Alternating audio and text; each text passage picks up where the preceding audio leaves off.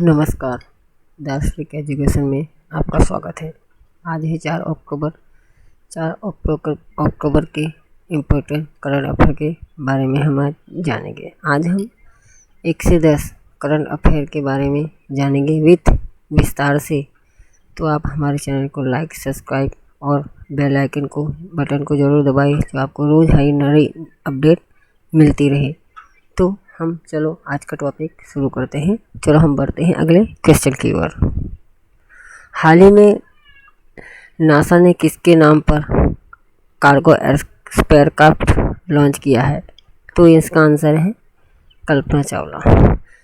चलो हम कल्पना चावला के बारे में कुछ विस्तार से जान लेते हैं। 2 अक्टूबर 2020 को नासा ने भारतीय मूल की दिवंगत अंतरिक्ष यात्री कल्पना चावला के नाम पर एक वाणिज्यिक अंतरिक्ष यान लॉन्च किया है। NASA national aeronautic and space administration है इसका फुल फॉर्म। इसकी स्थापना 1 अक्टूबर 1985 को हुई थी। इसके संस्थापक हैं dwight डेविड आइजनहायर। नासा के हाल में जो अध्यक्ष हैं बिम ब्रेट स्टाइनिस। नासा का मोटो है for the benefit of all. चलो हम नासा के बारे में कुछ और जानकारी जान लेते हैं। जैसे कि जॉन एच ग्लेन जो पहले इंसान बने जिन्होंने पृथ्वी के ऑर्बिट में पहुंचने का कारनामा किया है, आप ये भी याद रख सकते हैं। अमेरिका के नील आर्मस्ट्रॉन्ग और बब्स एल्ड्रिन वो इंसान बने जिन्होंने चांद पर उतरकर एक सुनहरा इतिहास रच दिया था, आप इसे भी याद रख सकते हैं। चलो हम बढ़ लेते हैं अगले क्वेश्चन की ओर। हाल ही में किसने अटल सुरंग का उद्घाटन किया है? तो बेशक इसका आंसर है भारत के प्रधानमंत्री श्री नरेंद्र मोदी। 3 अक्टूबर 2020 को पीएम मोदी ने दुनिया की सबसे लंबी सुरंग का उद्घाटन किया है।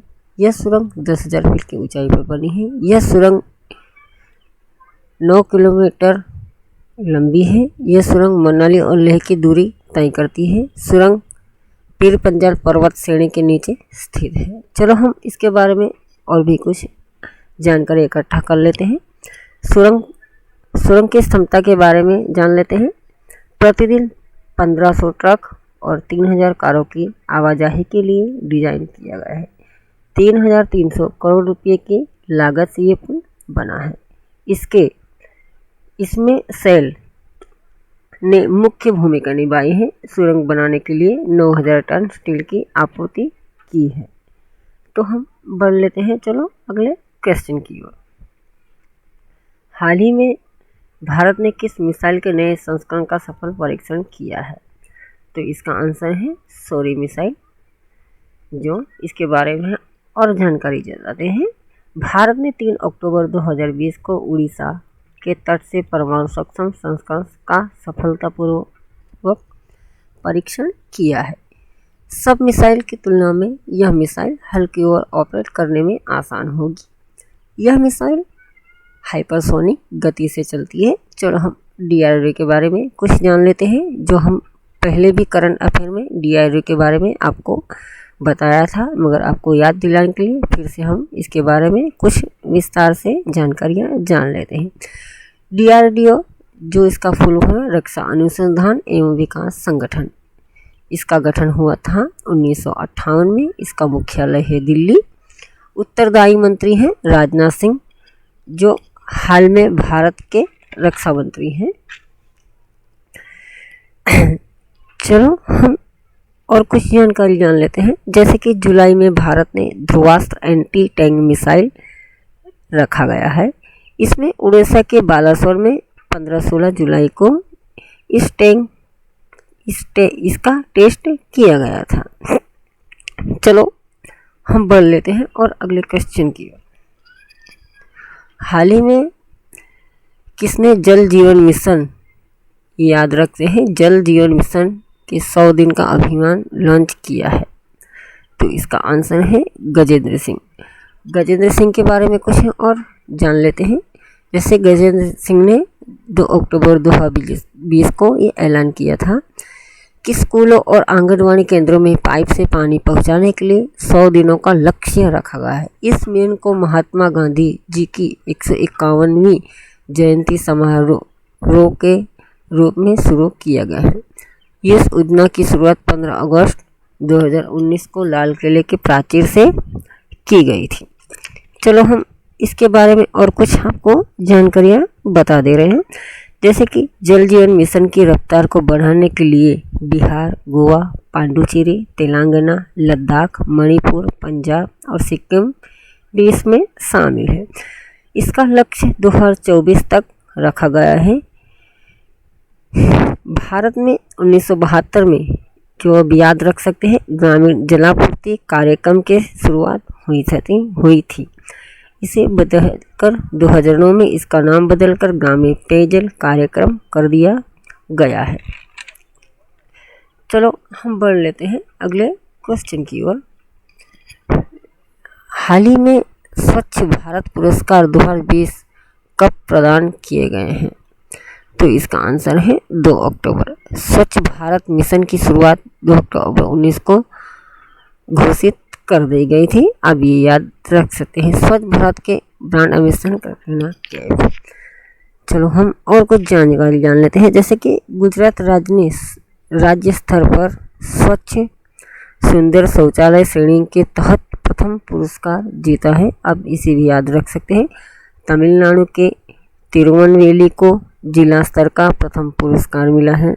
मध्य प्रदेश के उज्जैन जिले के खारचेड़ ब्लॉक ने ब्लॉक स्तर का प्रथम पुरस्कार मिला है। ग्राम पंचायत स्तर पर तमिलनाडु के चिन्नूर गांव को प्रथम ग्राम पंचायत स्तर का अवार्ड मिला है।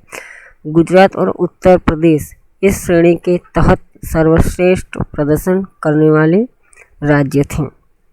चलो हम बढ़ते हैं अगले क्वेश्चन की ओर। हाल ही में किसे देहरादून सैन्य अकादमी के प्रमुख नियुक्त किया गया है? तो इसका आंसर है हरिंदर सिंह। 14वीं कोर के general officer commanding lieutenant general हैं जनरल हरिंदर सिंह। लेफ्ट 14वीं फोर्स के कमांडर हैं। Lieutenant general Harinder Singh aviation, VSM, YSM, SM में भारतीय सेना में जनरल ऑफिसर हैं। अपने करियर के दौरान उनको अति विशिष्ट सेवा पदक से सम्मानित किया गया है, जो उनको 2017 में मिला था। 2005 में युद्ध सेवा पदक से सम्मानित किया गया था। विशिष्ट सेवा पदक जो 2016 में उनको सम्मानित किया गया था। चलो हम बढ़ते हैं और अगले क्वेश्चन की ओर। हाल ही में कौन वेदांतु ऑनलाइन ट्यूशनिंग प्लेटफॉर्म के ब्रांड एम्बेसडर बने हैं? तो इसका आंसर है आमिर खान।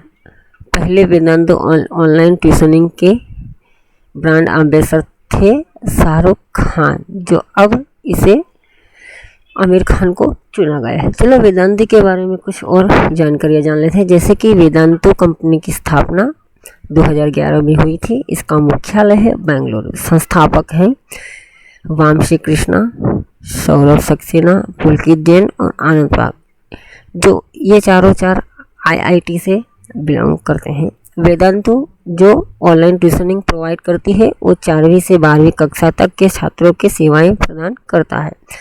2016 में वेदांतु को किन्सेस 2016 अवार्ड के विजेताओं में नॉमिनेट किया गया था। 2015 में ऑनलाइन शिक्षा स्टार्टअप के रूप में सम्मानित किया गया था। आमिर खान वेदांतु ऑनलाइन ट्यूशनिंग प्लेटफॉर्म के पहले ब्रांड एम्बेसडर शाहरुख खान थे, ये भी याद रख सकते हैं। इसका मुख्य इसके शिक्षकों के लिए बाजार के मॉडल पर काम करना होता है, जहां छात्र ऑनलाइन ट्यूशन से सीख सकते हैं। चलो हम बढ़ लेते हैं अगले क्वेश्चन की ओर। हाल ही में किसे इकबाल सिंह चहल कोविड-19 क्रेस्टर 2020 के अवार्ड से सम्मानित किया गया है? तो इसका आंसर है इकबाल सिंह चहल। इकबाल सिंह चहल जो इनके बारे में कुछ जानकारियाँ हम जान लेते हैं। जैसे कि इकबाल सिंह चहल 1989 बैच के महाराष्ट्र कैडर के IAS अधिकारी थे। हाल ही में जो मुंबई नगर निगम नगर में आयुक्त के रूप में कार्यरत हैं। नगर निगम ग्रेटर में आयुक्त इकबाल सिंह को धारावाहिक भीड़भाड़ वाले शहर में कोरोना वायरस संक्रमण को कंट्रोल करने के लिए अवार्ड से सम्मानित किया गया है।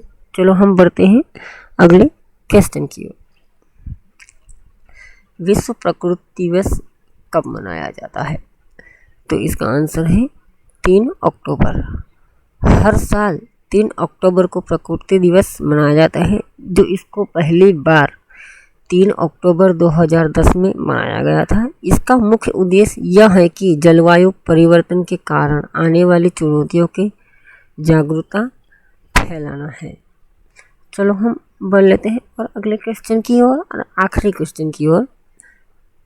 हाल ही में भारत के किस राज्य की IAS अधिकारी सुश्री S अपर्णा ने केंद्रीय औषधि सचिव के रूप में पदभार संभाला है? तो इसका आंसर है गुजरात।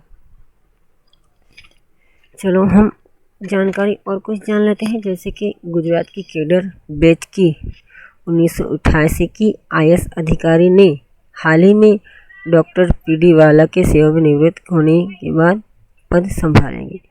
S अपर्णा ने विश्व बैंक में 2017 में निदेशक के रूप में भी कार्य किया चुकी हैं।